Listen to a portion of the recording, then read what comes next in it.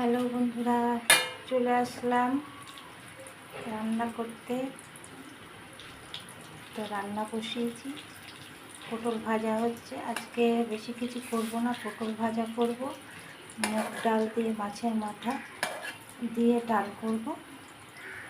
আর কালকে একটু চিকেন রয়েছে, মেয়ে খাবে, ওটাতে হয়ে যাবে মেয়ের। আর ভাত করব। তো পটল ভাজা বসিয়েছি।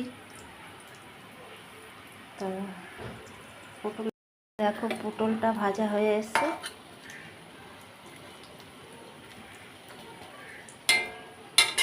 এর মধ্যে এই যে পেঁয়াজ, পেঁয়াজ, সর্ষে সব দিয়ে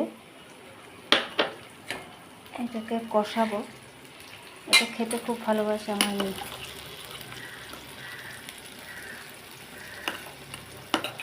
এর মধ্যে একটু চিনি, একটুখানি স্লাইড চিনি দেবো, দিয়ে ভাজা করে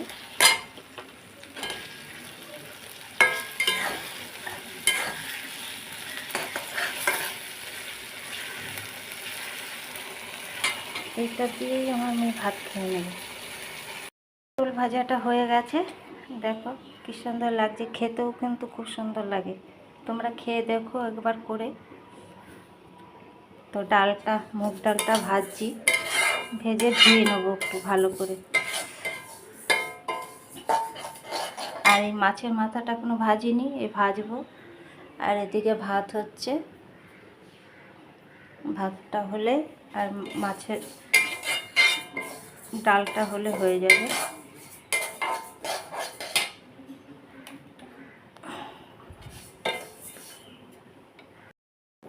ডালটা সিদ্ধ হয়ে এসছে, আর একটু হবে। এবারে মাছের মাথাটা যে ভেজে রেখেছিলাম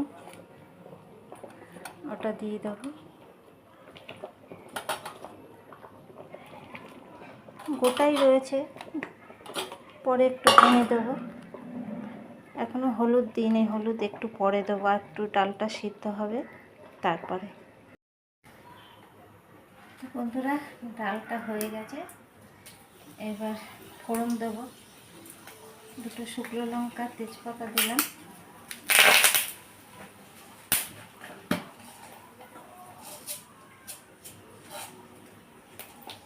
জিরে ফোড়ন,